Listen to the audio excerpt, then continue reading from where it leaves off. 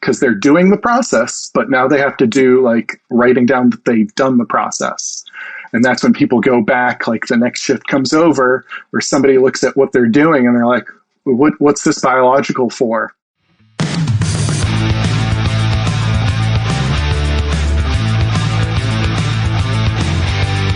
Rising above the buzz of ultrasonic cleaners and the clanking of stainless steel are the ideas and voices that are changing an industry. You're listening to the Beyond Clean podcast, the central nexus for the people, processes, and products that are improving our sterile processing world.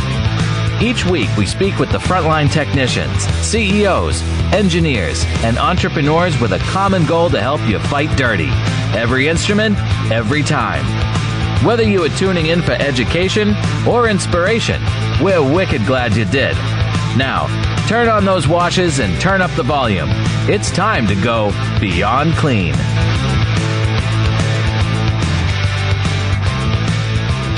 This week on Beyond Clean, we speak with Jake McHugh, Instrument Tracking System Coordinator in Jacksonville, Florida. And Hank, we're going to be talking about process challenge devices and in particular, documentation, not only the types of documentation that are required, but also how to do it. And then also how to do it well and processes that you can put into place to make sure that you don't get all of a sudden one of those scenarios where the surveyor shows up and they start digging and they just never stop going down that rabbit hole.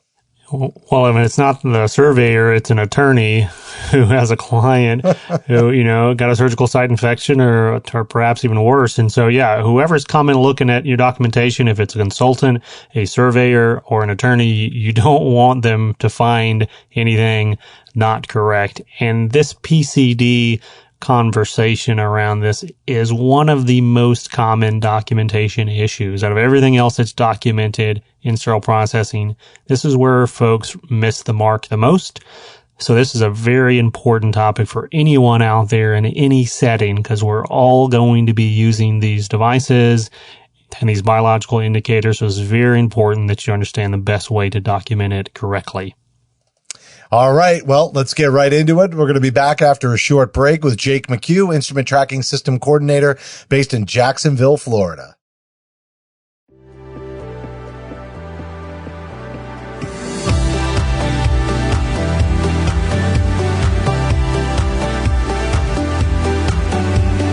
I'm Justin Poulin.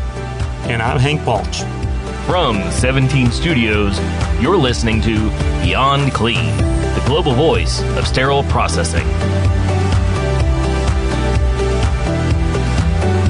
Joining us now is Jake McHugh, Instrument Tracking System Coordinator in Jacksonville, Florida. And Jake, you've been on an episode of Beyond the Headlines, back when that was making headlines for Beyond Clean.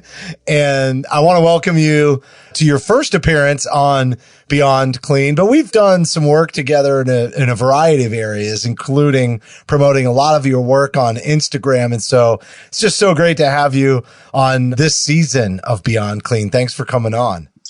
Thank you, Justin. It's great to be here. So let's talk about a little bit of your background. We're going to post your bio on the smartphone applications for iPhone and Android if anybody wants to go check that out in the bonus content section. But I'd like you to tell us more about just your general passion for sterile processing and how you found it. I started out in Massachusetts, and a new tech took a school course on sterile processing, went to my clinicals, and there they didn't have a tracking system, so you had to learn all the instruments and all the trays by like memory and visual identification. So I loved learning that there's all these little intricacies between all the instruments. They're very similar but different at the same time. And I really clung into that, learning the differences. Now, Jacob, before we get into the topic of this interview, which is going to be documentation around biologicals and process challenge devices, I do want to tell the listeners, just in case they don't know, you are the sterile processing memes guy. And that's actually in our initial conversation with you way back a couple of years ago. That's what got you on our radar. So what is that for folks who are not familiar with that kind of side project that you do, and how'd you get started with that? Oh, the memes, they're still coming. And it started out with just joking back and forth with some of my coworkers. And we posted some up on walls, and all of a sudden I just get this lightning bolt in my brain, and I'd crank out like 25 different ones, and I'd have so many. And I was asked, like, you got to find a place to share these because you just can't keep them all on your phone.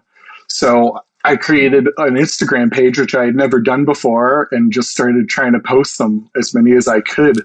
Well, and it irritated me back in the day because this guy in the left field, I've been working, very hard to build this Instagram channel.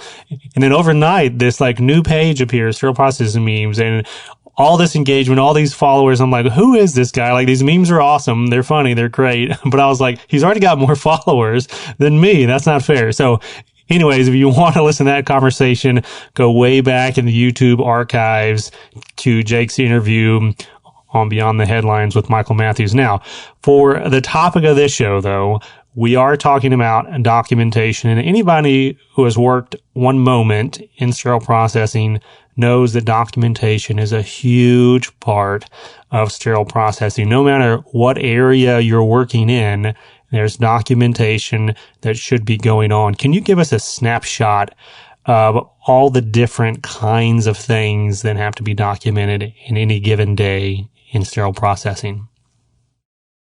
Oh my goodness. There's so many between indicators on your sterilizers. So your paper tape that comes out every single time, your biologicals, your Bowie Dix, all that has to be recorded. I mean, you have to record what trays you're sterilizing too, so you can go back if you need to do a recall. That's just going into sterilization. You can go into like high-level disinfection, and you have your chemical tests, you have your TEE probe, electrical conductivity tests. All that stuff has to be documented and recorded, because if there's ever a question, you have to be able to go back and check it, especially if Joint Commission comes by. Right.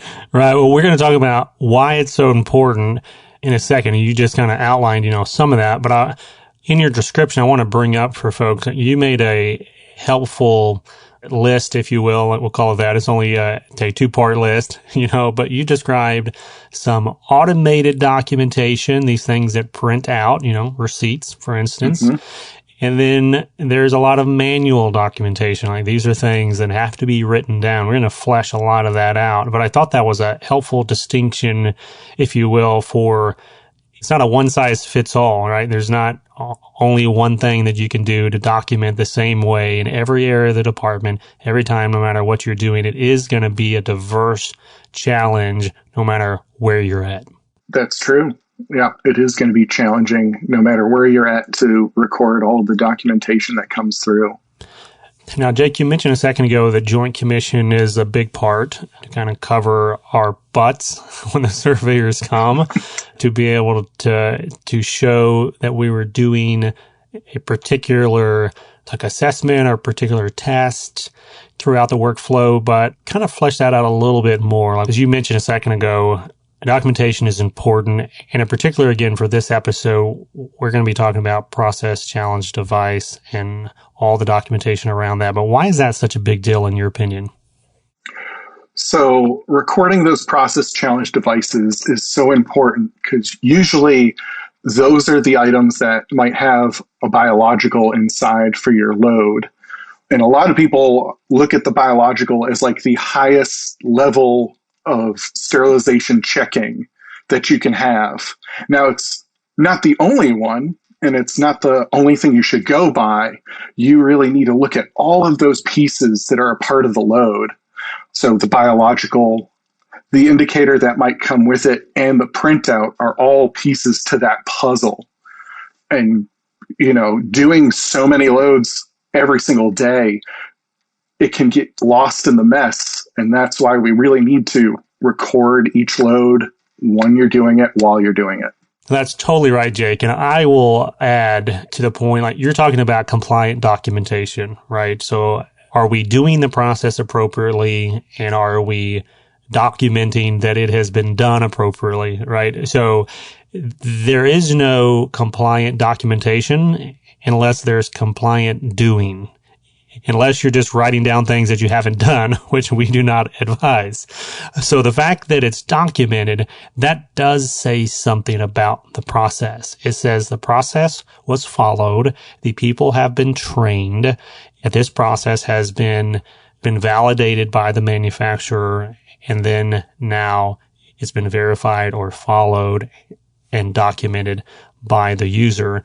But ultimately, there's a patient at the end of this process and at the end of this documentation, and you kind of alluded to this before, but what happens if a patient gets an infection? We're assuming, right, that some attorney somewhere is going to try to pull some files, right? Like, what are they going to look at if they try to prove that a sterile processing department either followed or did not follow the process? I mean, they're going to be looking, if their direction is pointing them that it might have been a unsterile instrument or something to do with surgical instruments, they're going to start going backwards through that process.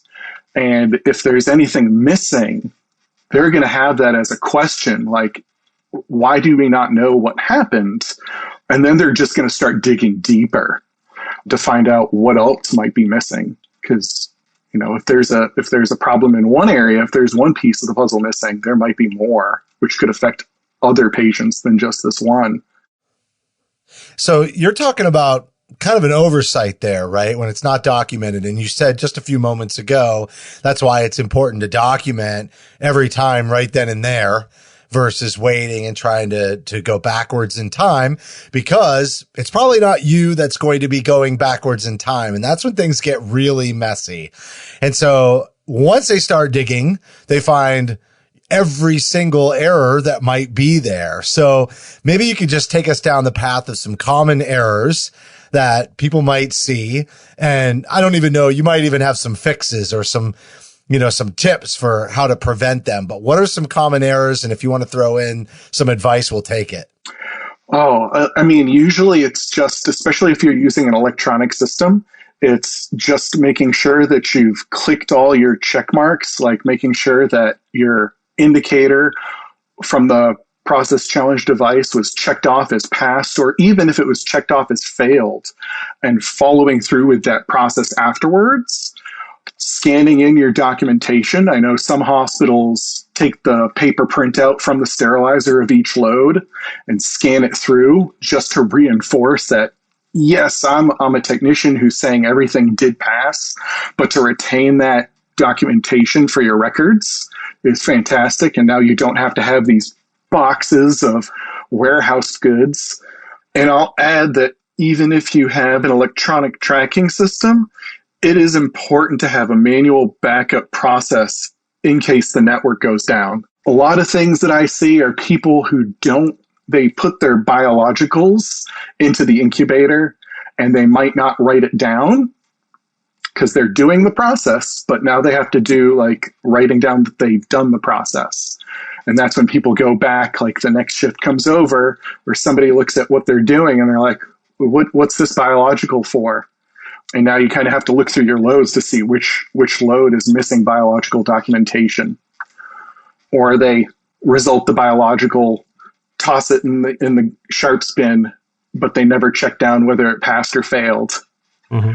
Because you got to do that follow through. Right. Well, that's such an interesting step, right? Because there's a lot of things in our department that we can go back in time and we can figure out what happened. But once you chunk the BI in the container, it's done. There is no reproducing that load. There's no way to go back and identify, unless I guess you want to dig through all those vials and, find the one that's labeled correctly. But I don't know, like what's worse, digging through the sharps container or just rewrapping and rerunning the entire load. I think there's downsides to both of that. But that, physical step, to your point, is so important because even with technology that we've been talking about, you should trust the process, but you should verify the process and the technology before you do anything physically, like throwing the BI away or, throwing away that piece of paper that you thought you scanned.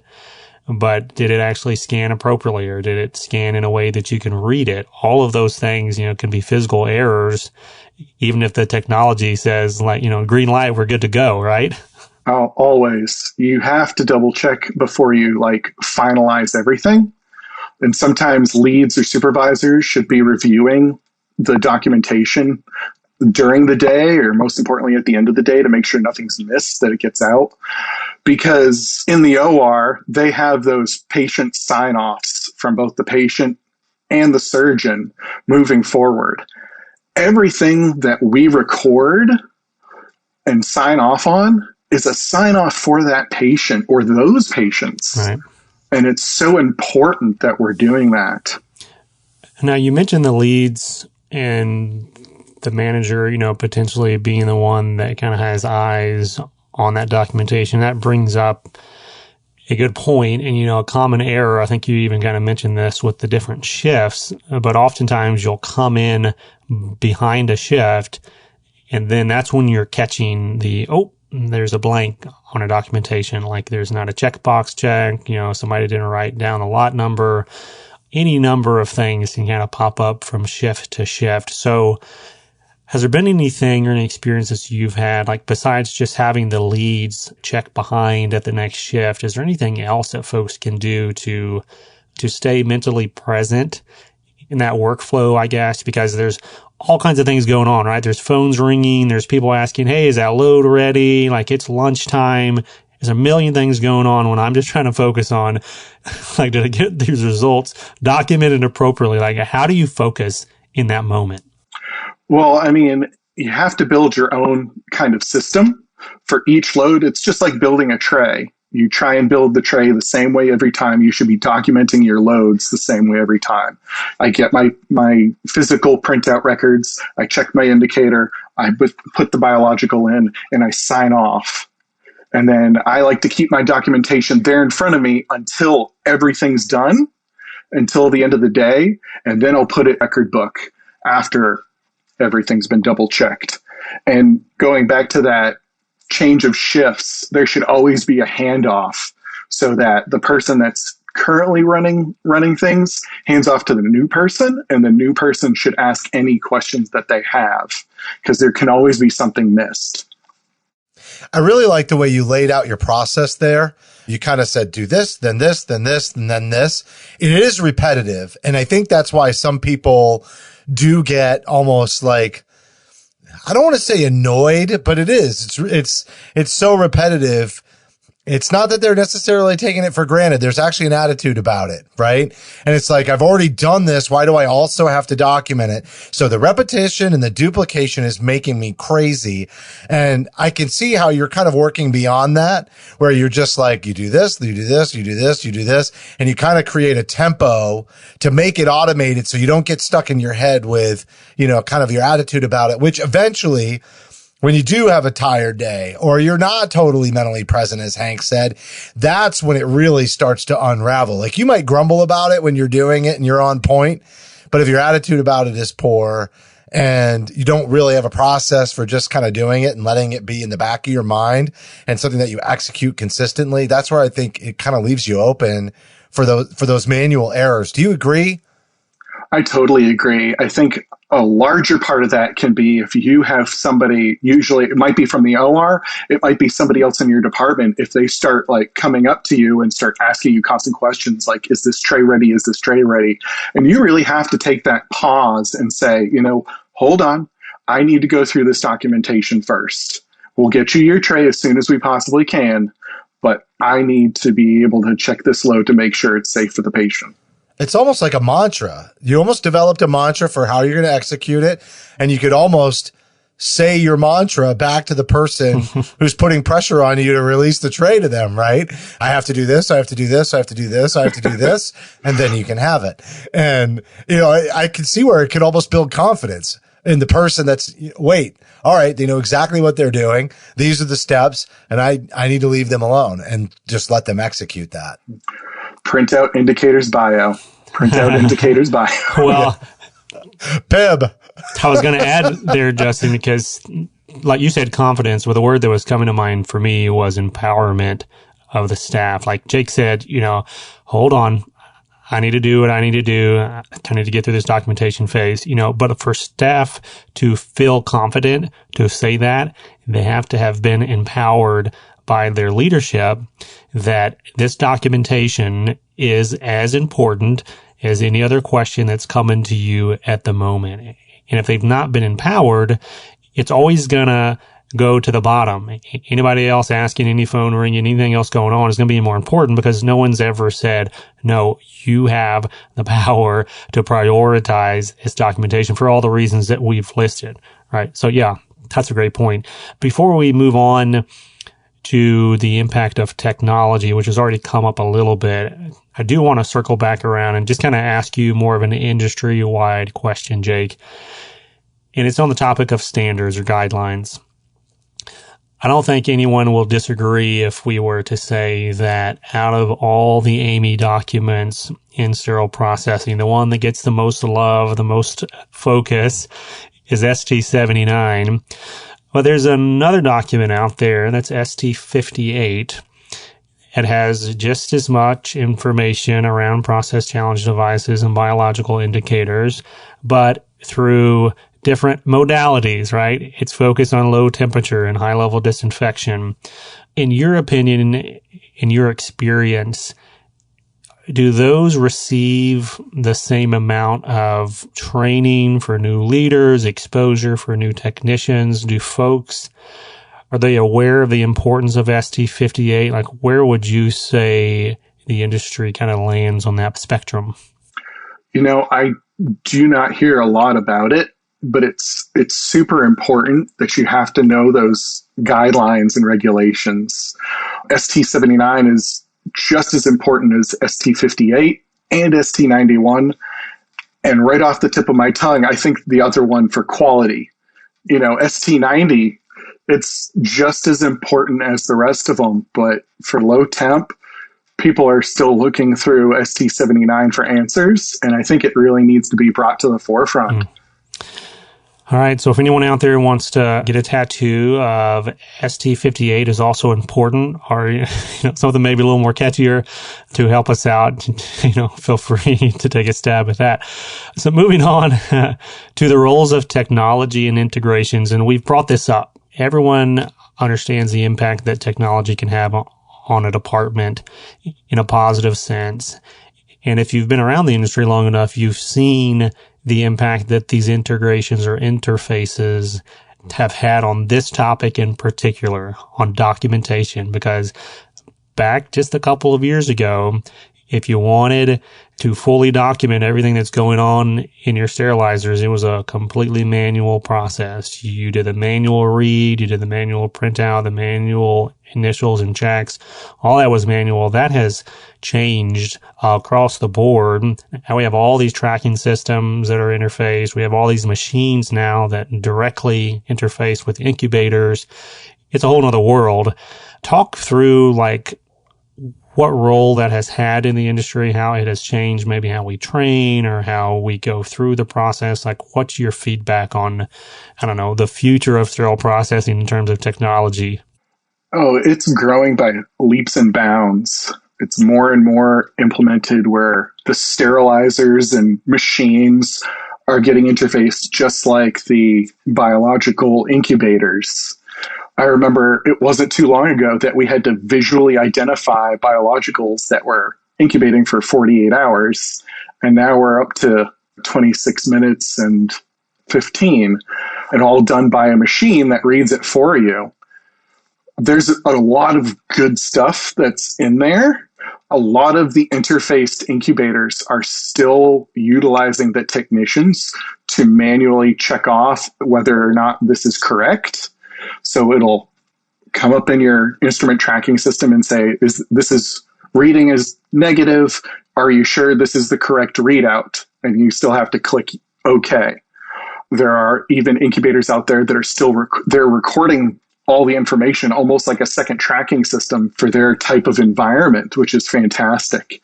And I'm really hoping more and more stuff comes out like that. Now, I say all that's really good, the technician still needs to be aware that everything's functioning as it should. So, you can't let the automated incubators just tell you, yes, this is positive, yes, this is negative through your interface. You need to look back on the incubator itself and make sure it's right.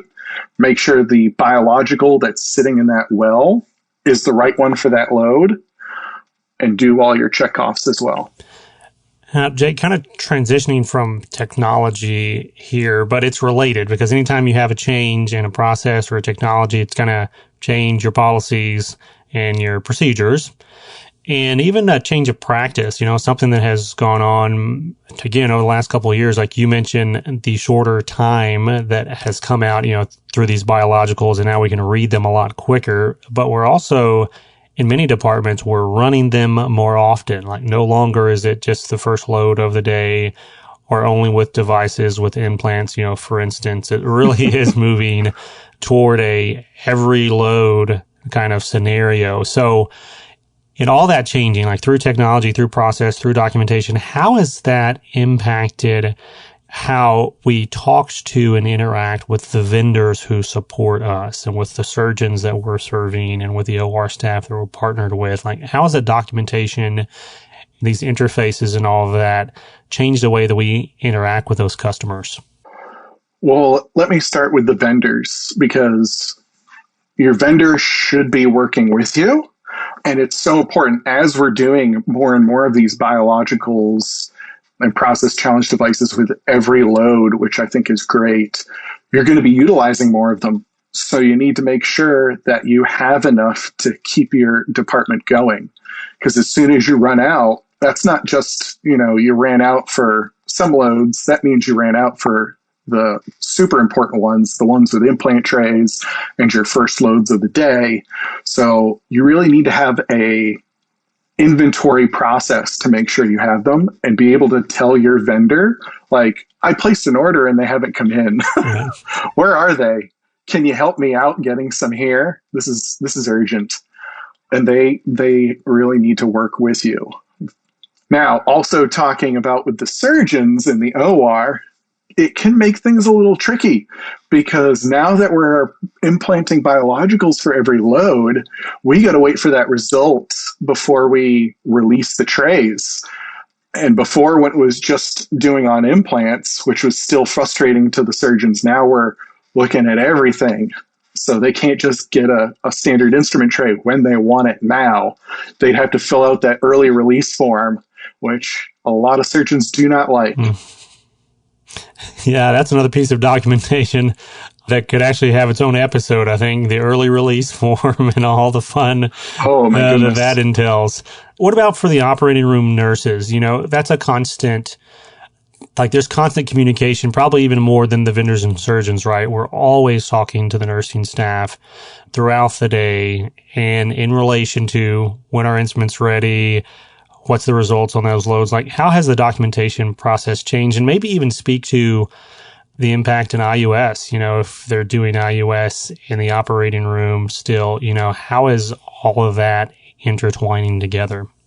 Ooh, so yes, you are definitely talking to the nurses more often than you are talking to the surgeons. They're usually your communication pathway in and out of the room. So you really need to set up where you've communicated to them that this is how long the process takes. If you can figure out how long it takes to process a standard tray, then you can work with them and get them educated that if there's something they're going to need turned over, that we need to know ahead of time and we need to get it as soon as possible to go not only through the whole cleaning, inspection, sterilization process, but to let that biological incubate so that you can give it to them when it's ready and completely safe, so that we're not being pushed while we're doing documentation and we accidentally miss a step. All right, so everything we just talked about, Jake, was assuming that things are going the right way. But what happens in a couple of instances when it doesn't come back with the result that you're looking for, and maybe you did sign an early release? Like, what do you do in some of these circumstances? Then that leads into a whole other process of documentation. So Like, I would first suggest that you have a flow chart for if something like this happens, that you may have already released a tray, or maybe even just your biologicals or an indicator didn't pass the way you wanted them to. What are the steps you need to take afterwards? And if you haven't released your trays yet, then that's great. You can find those loads that are affected. You can recall them, rewrap them, and re-sterilize them. If it's something the OR needs, it's an unfortunate situation, but you have to contact and communicate with them. And you have to document that those items were reprocessed. Because I can't tell you how many times, you see that recall alert go up, and then you have to go looking for those trays again, just to find out, oh yeah, we already did that. They hadn't even left. But then if it did get into upstairs in the OR and they're using it on a patient and your biological turned positive even after the early release form, then that's a different type of documentation where we now have to do a whole thing with risk management and infection control. We got to go back through the rest of our documentation and figure out, was that tray cleaned properly? Who inspected it? What part of that sterilization cycle did pass? How high is the risk to the patient? And collecting all that information in a single place so that we have it at the ready when we have to go for those types of conversations. And is that effectively an incident report? It is. It is. If it reached a patient, then that's an incident report. So you just talked about different processes and having that workflow, okay? And we obviously just talked about the scary moments and the ones that nobody wants to live with. But let's lighten it up as we wrap up the interview and go back to maybe more ideal circumstances on a day-to-day basis. But what are some maybe processes around QAing the process, training, other forms of documentation that will help make sure that technicians know what they're supposed to do and how to do it? And you said having that workflow mapped out, but are you suggesting that there be a workflow mapped out for every situation, or are, there's some variables to the types of processes that you would put into place? I would definitely suggest a workflow for those negative situations like we just talked about, because usually they don't happen. So you have to have the steps to take when they do, because nobody's prepared for it. And usually nobody wants to talk about it. So you have to have those. And then it's always good to have a standard workflow that you teach, that everybody's on board with, that it kind of keeps the process going. So not two technicians are documenting two different ways. So it's all a standard process. But like from a manager standpoint, then I can imagine you need some sort of an audit tool to help reel that in and get that consistency, not only in the actual documentation, but as you mentioned, documenting it the same way. Is there some helpful tools and resources that way? Yes. So especially if you do have an electronic tracking system, these systems can help hugely with those. Usually there's some sort of report that you can run, and it'll show you possibly which loads are missing documentation. You can also use it to quickly go back through. And I would suggest that every day, whether it's the leads or the supervisors or the manager too, that somebody should be going through and checking like at least 10 loads a day, depending on your volume. Check them for steam, check them for low temp, check them for your scope areas, making sure that the documentation's been done, spot checking. Yeah, that makes so much sense to me, because if you want the entire department to do things consistently, you're going to have to be consistently evaluating if that's happening or not, and really exhibiting that practice, in the culture of the department, top to bottom. Mm-hmm. Jake, really great episode, and I appreciate you coming on today and sharing your insights. And as you mentioned, nobody wants to be in that bad scenario, but if there's one takeaway from this interview, I love the way you suggest that you take the human element of the blame game and all of the, oh no, the chicken's had its head cut off, what do we do now, kind of scenario that can play out in a department. But just, hey, nope, let's just execute the workflow and we'll have done everything we need to do. And it can help people kind of keep a level head in that situation. Very nice job. Thanks, Justin and Hank.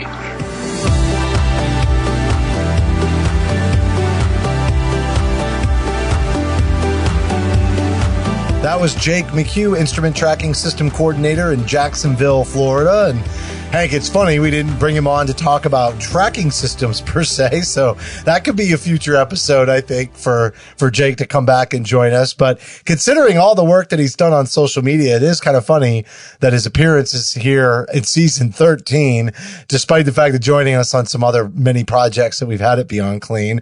This is the first time we've had him on the actual podcast. And I think we've done one other topic around process challenge devices, but not really focused on this documentation part of it and the process part of it, more about how they work, etc. So this interview was kind of nice because I think it's real world application type conversation for everybody out there, and how to make something that does feel so repetitive and rudimentary in some ways, something that we do consistently so that it doesn't burn us in the end. That's right, Justin. And as we have said on a number of episodes here recently, the thing that pushed Jake over the edge for getting an invite for this season was actually something he did on LinkedIn. He posted a video of a new biological indicator crusher, and it kind of went, semi-viral out there. It had a lot of commentary and feedback. We're like, you know what?